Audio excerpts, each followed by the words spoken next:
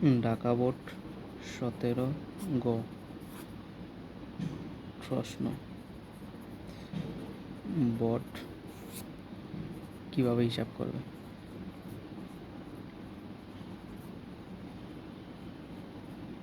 বট কিভাবে হিসাব করে? তাহলে বট হিসাব করার জন্য আমাদের প্রথমে করতে হবে কি, বট আসলে যে কোনো পুকুরের বা নদীর বা যে কোনো স্থানের পানির বট হিসাব করা হয়। বট হচ্ছে এই 1 লিটার পানিতে দ্রবীভূত দ্রবীভূত 1 লিটার পানিতে দ্রবীভূত অণুজীব বিয়োজনের জন্য প্রয়োজনীয় অক্সিজেন।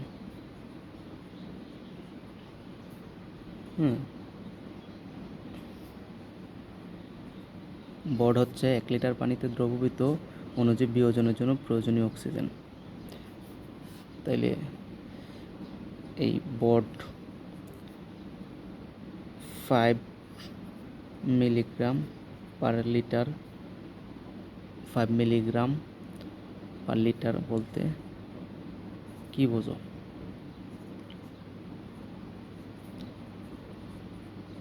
এই বট 5 মিলিগ্রাম পার লিটার বলতে বুঝি এই 1 লিটার পানিতে দ্রবীভূত অণুজীব বিয়োজনের জন্য 5 মিলিগ্রাম অক্সিজেন দরকার। 1 লিটার পানিতে দ্রবীভূত অণুজীব বিয়োজনের জন্য 5 মিলিগ্রাম অক্সিজেন দরকার। এখন আমাদের প্রশ্ন হচ্ছে বট কিভাবে হিসাব করব? এটা হচ্ছে আমার সমাধান। বট হিসাব করার জন্য প্রথমে করতে হবে কি, আমার একটা এরকম বিকার নিতে হবে। আর এই বিকারের মধ্যে এই আমার 10 মিলিলিটার ম্যাগনেসিয়াম সালফেট এটার ঘনমাত্রা হইব আমার 22.5 গ্রাম পার লিটার। তারপরে আমার 10 মিলিলিটার ক্যালসিয়াম ক্লোরাইড এটার ঘনমাত্রা হইব আমার 5.4 গ্রাম পার লিটার। তারপরে আমার লাগবে হচ্ছে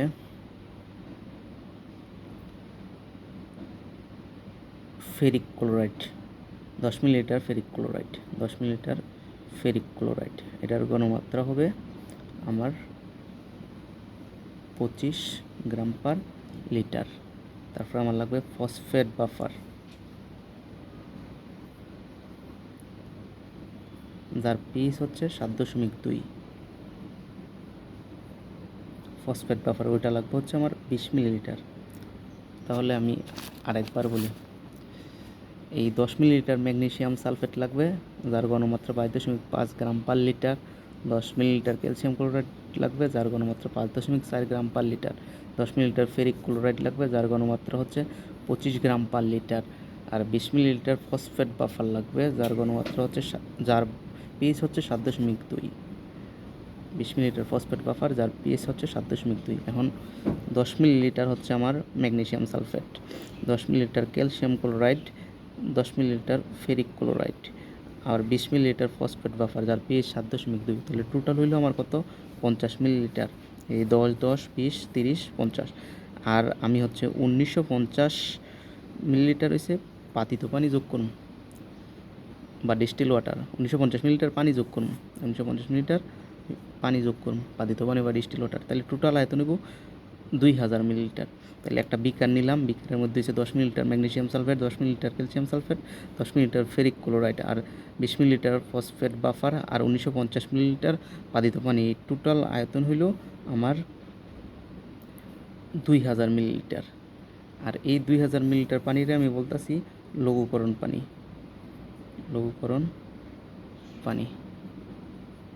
এটা হচ্ছে আমার প্রথম ধাপ, লঘুকরণ পানি। এখন করুন কি, আমি হচ্ছে এই 4টা বোতল নেব, এই 4টা বোতল নেব, বোতল 1, বোতল 2, এরকম 4টা বোতল নেব, বোতল 2, বোতল 3, বোতল 4, এরকম 4টা বোতল নিলাম, 4টা বোতল নিলাম। এখন করব কি, বোতল একের মধ্যে এই যে আমি লঘুকরণ পানিটা বানাইলাম, এই লঘুকরণ পানি থেকে আমি হচ্ছে 270 মিলিলিটার নিব লঘুকরণ পানি, লঘুকরণ পানি, লঘুকরণ পানি 270 মিলিলিটার, লঘুকরণ পানি নেব 270 মিলিলিটার। আর যেই পুকুরের বা যেই স্থানের বা যেই পানির পিএইচ নির্ণয় করবো ওইটা নেব হচ্ছে 30 মিলিলিটার। তাহলে টোটাল কত হইলো, 300 মিলিলিটার। 270 হচ্ছে লঘু গরম পানি, আর 30 হচ্ছে আমার যা যার হচ্ছে বড নির্ণয় করবো, সরি পিএইচ না বড, যার বড নির্ণয় করবো তার হচ্ছে 30 মিলিলিটার। তাহলে টোটাল আমার আয়তন হইলো কত, 270 আর 30 300 মিলিলিটার। আর বোতল 2তে আমি একই কাজ করবো, 270 মিলিলিটার নিম হচ্ছে লঘুকরণ পানি, আর আমার 30 মিলিলিটার নিম হচ্ছে নমুনা পানি, মানে যার বড নির্ণয় করবো ওই পানিটারে আমি বলতেছি এখানে নমুনা পানি। আর লঘুকরণ পানি আমি একটা দ্রবণ বানাইছি, ওই দ্রবণটারে বলতেছি লঘুকরণ পানি। তাহলে এই বোতলেরও, বোতল 1-এর আয়তন যেমন 300 মিলিলিটার, বোতল 2-এরও টোটাল আয়তন হচ্ছে 300 মিলিলিটার। ঠিক আছে, এখন এই যে বোতল 3-এ হচ্ছে আমি কি করব, বোতল 3-এ হচ্ছে আমি 300 মিলিলিটার শুধু লঘুকরণ পানি নিব, লঘুকরণ পানি। আবার বোতল সাইডের মধ্যেও আমি 300 মিলিলিটার লঘুকরণ পানি নিব, লঘুকরণ পানি, লঘুকরণ পানি। এখন যদি আমি এই 4টা বোতলের আমি সারমর্ম করি, তাহলে দাঁড়ায় বোতল 1 আর 2 হয়েছে আমি একই কাজ করছি, 270 মিলিলিটার এই লঘুকরণ পানি নিছি, আর 30 মিলিলিটার হচ্ছে আমি এই নমুনা পানি নিছি, যেই পানির বড নির্ণয় করবো ওইটা। আর বোতল 3-এ হচ্ছে 300 মিলিলিটার লঘুকরণ পানি নিছি। লঘুকরণ পানি কোনটা, যেটা হচ্ছে আমি যে দ্রবণ একটুকে বানাইছি, এই calcium chloride, magnesium chloride, calcium chloride, magnesium sulphate আর ফেরিক ক্লোরাইড আর ফসফেট বাফার দিয়ে যে দ্রবণটা বানাইছি ওটা হচ্ছে আমি লঘুকরণ পানি বলতেছি। তো লঘুকরণ পানি নিচ্ছি হচ্ছে বোতল 3 আর সাইডে, আর এটার পরিমাণ হচ্ছে কত, 300 মিলিলিটার। এখন করবো কি, ডিওমিটার দিয়া, ডিওমিটার, ডিওমিটার, ডিওমিটার, ডিওমিটার দিয়েছে আমি এই দ্রবীভূত অক্সিজেনের পরিমাণ নির্ণয় করি, দ্রবীভূত অক্সিজেনের পরিমাণ নির্ণয় করি ডিওমিটার দিয়া, দ্রবীভূত অক্সিজেন। কারণ বোতল বোতল 1-এর হচ্ছে দ্রবীভূত অক্সিজেন বাইর করবো, বোতল 1-এর কতটুকু অক্সিজেন আছে ওটা হচ্ছে বাইর করবো ডিওমিটার দিয়া। আর বোতল 3-এর হচ্ছে দ্রবীভূত অক্সিজেন বাইর করবো ডিওমিটার দিয়া। তাহলে বোতল 1-এর দ্রবীভূত অক্সিজেন বাইর করবো, আর বোতল 3-এর দ্রবীভূত অক্সিজেন বাইর করবো কি দিয়ে, ডিওমিটার দিয়া। এখন আমার করতে হবে কি, এই বডের হচ্ছে সূত্র জানতে হবে, বড নির্ণয়ের সূত্র হচ্ছে এই আমার ডিও বিয়োগ D5 বিয়োগ BC ইন্টু এই লঘুকরণ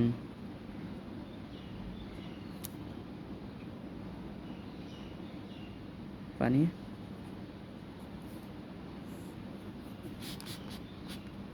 আর নিচে হচ্ছে নমুনা পানি। আমি আগেই বলে রাখি, পাত্র বোতল 1-এর মধ্যে নিয়েছিলাম হচ্ছে, বোতল 1-এর মধ্যে নিয়েছিলাম 30 মিলিলিটার নমুনা পানি আর 270 মিলিলিটার লঘুকরণ পানি।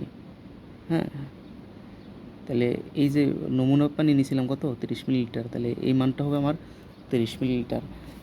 লঘুকরণ পানির ক্ষেত্রে এসে লঘুকরণ পানির নমুনা লঘুকরণ পানি, এখানে নমুনা লঘুকরণ পানি, পানি নমুনা লঘুকরণ পানি, এটা নমুনা লঘুকরণ পানিও যে বোতল যদি 3 অথবা 4 হিসাব করি, বোতল 3 এবং 4-এর মধ্যে কী করছিলাম, 30 মিলিলিটার নিয়েছিলাম নমুনা পানি, মানে যেই পানিটার বড নির্ণয় করুন, আর 270 মিলিলিটার নিয়েছিলাম লঘুকরণ পানি, লঘুকরণ পানি, লঘুকরণ পানি। এই টোটাল আয়তন ছিল আমার 300 মিলিলিটার। তাহলে এই যে টোটাল এই নমুনা পানি যেটা, এটা হচ্ছে 300 মিলিলিটার, এখানে এটা হবে 300 মিলিলিটার। আর বোতল 1-এর নমুনা পানি নিচে হচ্ছে 30 মিলিলিটার, এটা হবে 30 মিলিলিটার। আর এই যে ডিও হচ্ছে আমার, এই যে বোতল 1-এ করছিলাম কি, বোতল 1-এ নিয়েছিলাম আমি, তো বোতল 1-এ করছিলাম কি 30 মিলিলিটার হচ্ছে এই নমুনা পানি নিয়েছিলাম, আর 270 মিলিলিটার হচ্ছে লঘুকরণ পানি নিয়েছিলাম। কারণ বোতল একের এই ডিওমিটার দিয়ে তো অবশ্যই আমি অক্সিজেন মাপছিলাম, তাহলে ডিওমিটার দিয়ে যত অক্সিজেন পরিমাপ করছিলাম এটা হচ্ছে এই ডিওর মান। বোতল একের দ্রবীভূত অক্সিজেন, একে দ্রবীভূত অক্সিজেন, বোতল একের দ্রবীভূত অক্সিজেন। আর D5 বোতল একে আর বোতল দুই আমি একই রকম দ্রবণ বানাইছিলাম। বোতল একেও নিয়েছিলাম 30 মিলিলিটার নমুনা পানি, আর 270 মিলিলিটার হচ্ছে লঘুকরণ পানি। তো এই D5 হচ্ছে ওই যে দুইটা বোতল বানাইছিলাম, একটা বোতল হচ্ছে আমি ডিওমিটার দিয়ে দ্রবীভূত অক্সিজেন মাপছি বোতল একের, আর বোতল দুই ইনকিউবেটর হচ্ছে 5 দিনের জন্য রাখা দিতে হইব। এটা হচ্ছে বোতল একে দুই, বোতল দুই ইনকিউবেটর রয়েছে তাপমাত্রা ফিক্সড রাখা যায়। তো ইনকিউবেটরের ভিতরে রাখা দিতে হইব, যেটার তাপমাত্রা থাকবে হচ্ছে 20 ডিগ্রি সেলসিয়াস তাপমাত্রা। ওটা 5 দিনের জন্য রাখতে হইব। 5 দিনের জন্য রাখলে 5 দিন পরে হচ্ছে নামায়া ওটার অক্সিজেন মাপতে হইব ডিওমিটার দিয়া। তো 5 দিন পরে ওই বোতল দুইয়ে ডিওমিটার দিয়ে যতটুকু অক্সিজেন পাইছে ওই পরিমাণ 5 দিন পর, কিন্তু 5 দিন পর ওই দ্রবীভূত অক্সিজেন। আর এখানে সর্বশেষ থাকতেছে বিসি হইতেছে গিয়ে আমার বোতল 3 আর সাইডে তো আমি শুধুমাত্র নমুনা পানি নিয়েছিলাম ওই 300 মিলিলিটার, টোটাল পানি নিয়েছিলাম 300 মিলিলিটার, যেটা হচ্ছে নমুনা পানি।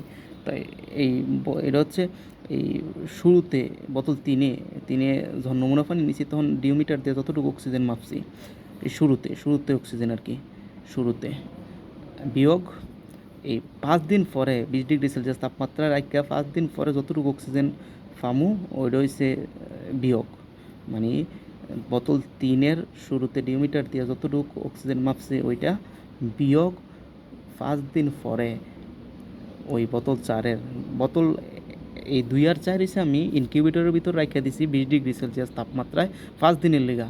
কারণ এখানে হচ্ছে 5 দিন পরে অক্সিজেন মেজার করতে হইব, পরিমাপ করতে হইব, আবার শুরুতে অক্সিজেন পরিমাপ করতে হইব। এখন 5 দিন আগের যেই অক্সিজেন ওটা হচ্ছে আমি বোতল 3-এর থেকে হিসাব করছি, আবার 5 দিন পরের যে অক্সিজেন ওটা হচ্ছে বোতল 4-এর থেকে হিসাব করছি, আর এই দুইটার যে বিয়োগফল ওই বিয়োগফলের মান রয়েছে বিসি। তাহলে কী দাঁড়াইলো, ডিও হইছে শুরুতে আমার এই 300 মিলিলিটার যেই এই নমুনা পানি আর 270 মিলিলিটার হচ্ছে লঘুকরণ পানি নিয়েছিলাম ওইটার অক্সিজেন, আর 5 দিন পরে ওই একই পানির অক্সিজেন ইনকিউবেটরে রাখার পরে 20 ডিগ্রি সেলসিয়াস তাপমাত্রায়। আর বিসি হচ্ছে 300 মিলিলিটার লঘুকরণ পানি নিছি, ওই পানির দ্রবীভূত অক্সিজেনের পার্থক্য, শুরুতে অক্সিজেন যেটা আর 5 দিন পরে অক্সিজেন ওইটার বিয়োগফল। আর নমুনা প্লাস লঘুকরণ পানির আয়তন ছিল 300 মিলিলিটার, এটা হচ্ছে ফিক্সড 300 মিলিলিটার এই বিক্রিয়ার ক্ষেত্রে, আর নমুনা পানি নিছি 30 মিলিলিটার, ওইটাও ফিক্সড এই বিক্রিয়ার ক্ষেত্রে। এই আর কি।